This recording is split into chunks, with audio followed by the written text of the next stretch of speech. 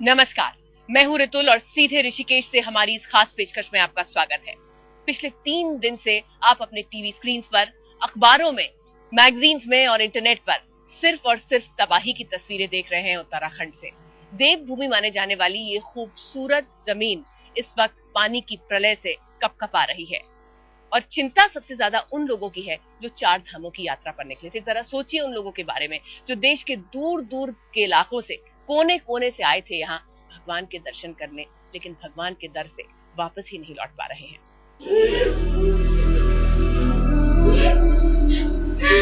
इन आंसुओं का कोई क्या मोल लगाए, इस मातम का कोई क्या नाम दे, इस त्रासदी को कोई कैसे बयां करे।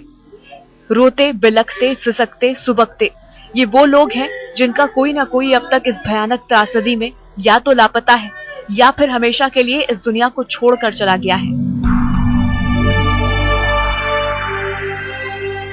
सरकारी आंकड़ों में तो मौत की गिनती अभी तक 200 से नीचे ही है। कईयों को बचाने की दुहाई दी जा रही है, लेकिन देश के अलग अलग हिस्सों में मौजूद कई ऐसे परिवार हैं जो अब तक अपनों की सलामती का हाल जानने के लिए कोई भी कीमत देने को तैयार हैं।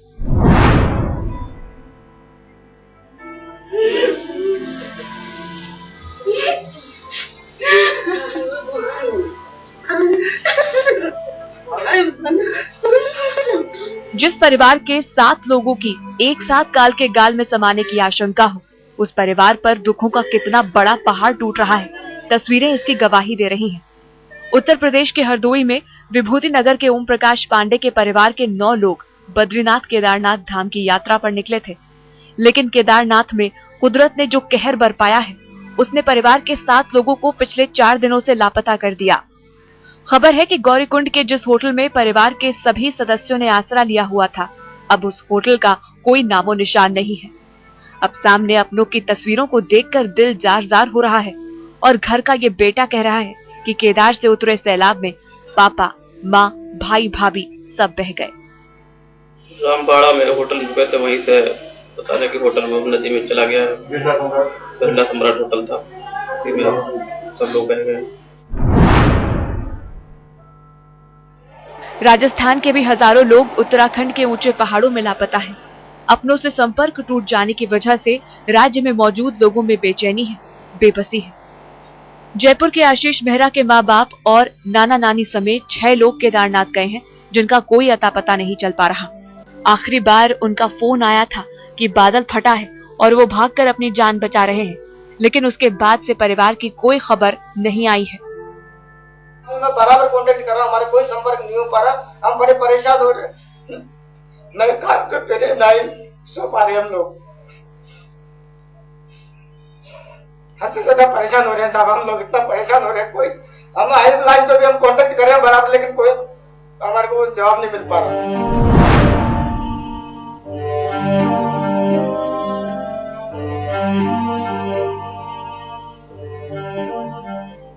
दिल्ली के पीतमपुरा में रहने वाला महेश्वरी परिवार भी दर्द की प्रलय में डूब चुका है।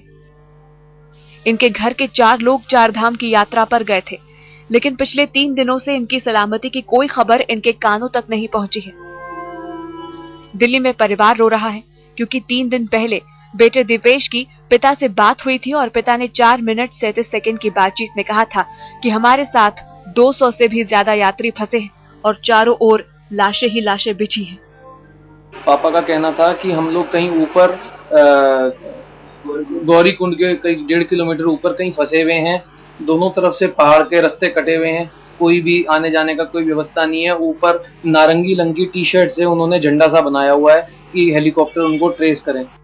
पूरा परिवार अपनों की फोटो देख देख कर दिन रात गुजार रहा है, इसी आस में कि शायद कहीं से कोई अच्छी खबर आ जाए।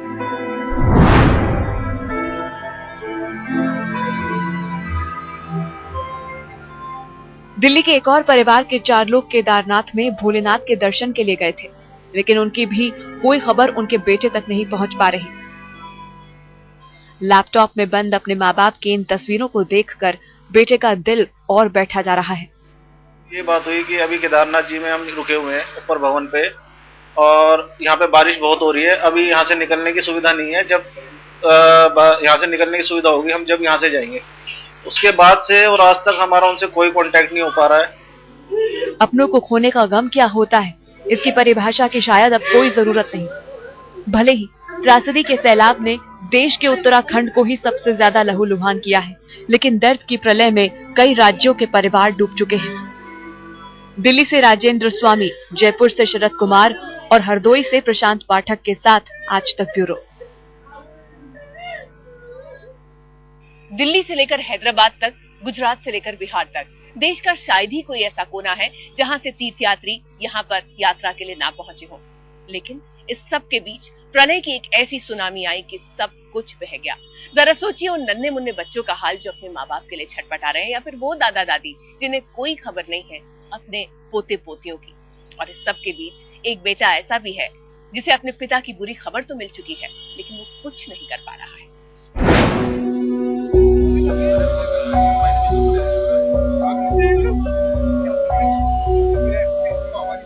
इस बेटे के दिल को कोई क्या ढांढस बंधाए जिसने अपने पिता को हमेशा हमेशा के लिए इस त्रासदी में खो दिया।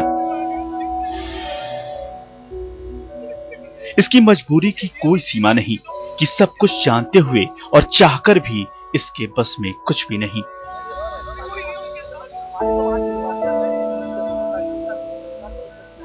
पिता रहे नहीं और मां पिछले 3 दिनों से बद्रीनाथ के पास अपने पति के बेजान शरीर के पास बेसुध पड़ी होंगी। मेरे फादर की डेथ हो गई बद्रीनाथ में, 36 घंटे से ज्यादा हो चुके और कुछ नहीं हो पा रहा। ना जाने की व्यवस्था हो रही थी, ना आने की, ना हमें डेड बॉडी मिल पा रही है। मम्मी वहां पे अकेली परेशान है, सड़क पे खड़ी है।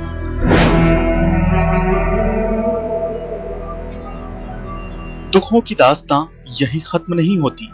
जोधपुर की चांद देवी की उम्र 80 साल के करीब है, लेकिन आंखें टीवी से हटती नहीं। हर पल बस एक ही चिंता है कि केदारनाथ यात्रा पर गई उनकी बहू और पोते पोती पता नहीं किस हाल में होंगे।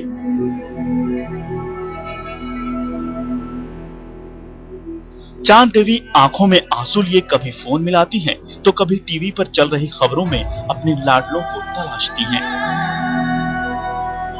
बेटा जी बहू है, पोती पोतो हमारी भैया है, भतीजो है, भांजो है, भांजे की बहू है।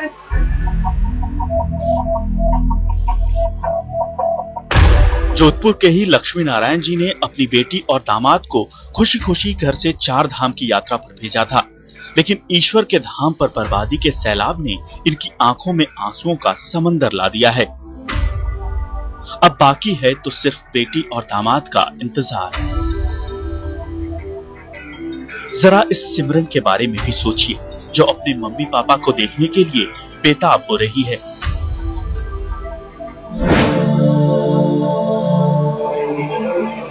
अलीगढ़ में भी दर्जनों परिवारों में मातम पसरा हुआ है, लेकिन एक ही परिवार के 11 में से 9 लोगों का कोई अता पता नहीं।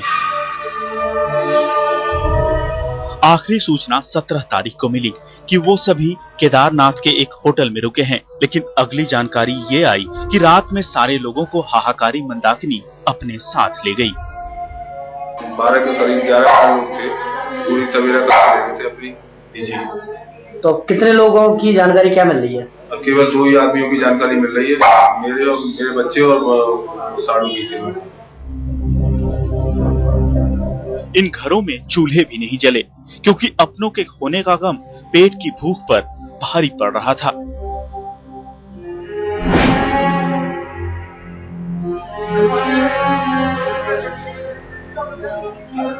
जगदीश शाह के परिवार के 8 लोग केदारनाथ की यात्रा में नडियाड से हंसी खुशी निकले थे। भगवान का आशीर्वाद लेकर घर लौटने का भरोसा था, लेकिन अब परिवार के किसी भी सदस्य से कोई संपर्क नहीं हो रहा है। परिवार का बुजुर्ग भी सरकार से अपील के अलावा और कर भी क्या सकता है। माननीय नरेंद्र भाई मोदी जो 5,000 करोड़ पब्लिक का गुजरात का सरदार है, उससे भी जैसे उत्तराखंड सरकार से अनुरोध करके हमारे खोए हुए व्यक्तियों से संपर्क करा। कयामत की भी कोई जात नहीं होती। शायद तभी उत्तराखंड में आई तबाही ने बगैर किसी भेदभाव के जमकर कहर बरपाया है। नाडियाद से हेताली शाह, अलीगढ़ से पंकज सारस्वत और जोधपुर से इंदर सिंह गहलोत के साथ आज तक ब्यूरो। अपने पर्वतों और पानी के लिए मशहूर है उत्तराखंड, और प्रलय भी इन्हीं पर्वतों और पानी के रास्ते ही आई। इन सब के बीच कुछ खुशनसीब लोग ऐसे भी हैं जो अस्पतालों में पहुंच चुके हैं, इलाज करा रहे हैं, लेकिन इनमें से कई लोगों के अपने अभी भी पहाड़ों की चोटियों में अटके हुए हैं और शायद वापस भी ना आए। अब इनके सामने विडंबना ये है कि ये जिंदगी पाने की खुशी मनाए या अपनों को खोने का गम। 4 दिन से हम लोग को कोई भी जानकारी नहीं है, सब बहुत परेशान हो रहे हैं और सबके पास मोबाइल है, लेकिन सब आउट ऑफ कवरेज या मतलब कोई टोन नहीं जा रही आगे। जरा भोपाल की प्रज्ञा नायक के बारे में भी सोचिए, जिनकी मां केदारनाथ के दर्शन के बाद से ही लापता है। न फोन लग रहा है और न ही किसी तरह की कोई जानकारी सामने आ रही है। मां के साथ परिवार के 7 लोगों से आखिरी बात शनिवार को ही हुई थी, लेकिन अब घर में सिवाय बेबसी और आंखों में आंसू के अलावा बेटी और रिश्तेदारों के पास कोई दूसरा चारा भी नहीं बचा है।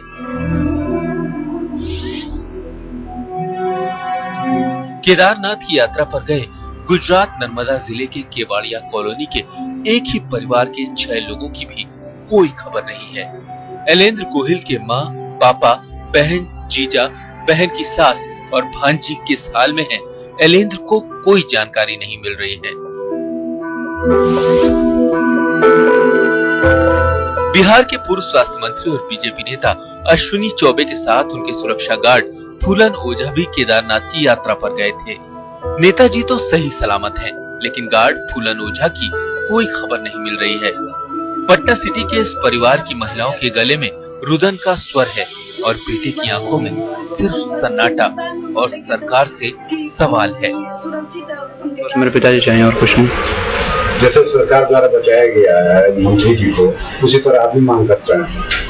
पिताजी अच्छा से आ जाएगा तो किसको नहीं अच्छा लगेगा। कुछ यात्री तो ऐसे भी हैं जो खुद तो किसी तरह से बच गए हैं, लेकिन उनके परिवार का कोई ना कोई सदस्य इस त्रासदी में गुम हो चुका है। 9 साल का 2 बच्चा निखिल और नितिन, वो जुड़वा बच्चा, वो बच्चा लोग ढूंढ के हम पहला गया था। वो बाकी पीछे में क्या हुआ पता नहीं। आपकी पत्नी का भी पता नहीं? नहीं सर, पत्नी नहीं, मेरा साला, मेरा बहन, तीनों भी पता नहीं। राजस्थान के ब्यावर के 10 साल के इस बच्चे को शायद अपनी नादान उम्र की वजह से पिता से कभी न मिल पाने की डरावनी हकीकत का एहसास नहीं हो पा रहा है। बात हुई है कोई पापा से? नहीं, पापा ऑफ हो गए। कैसे? सास ऊपर कोई फैसिलिटी नहीं थी, सास ऊपर ज्यादा ऊपर गए थे तो सास की प्रॉब्लम हो गई थी, इसलिए। ईश्वर का फैसला भी अजीब है। परिवार का कोई सदस्य सुरक्षित है तो कोई काल के गाल में समा चुका है।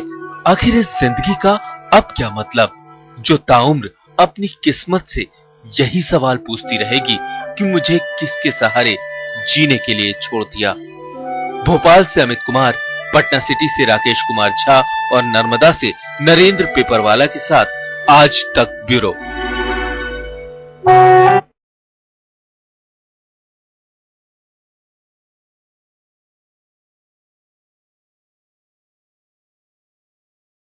भयानक तबाही के बीच भी कुछ लोगों पर ऊपर वाले की कुछ ऐसी कृपा रही कि वो मौत को पीछे छोड़कर जिंदगी का दामन थामे नीचे चले आए। लेकिन आज भी जब भी वो प्रलय के उन पलों को याद करते हैं तो उनकी रूह कांप उठती है।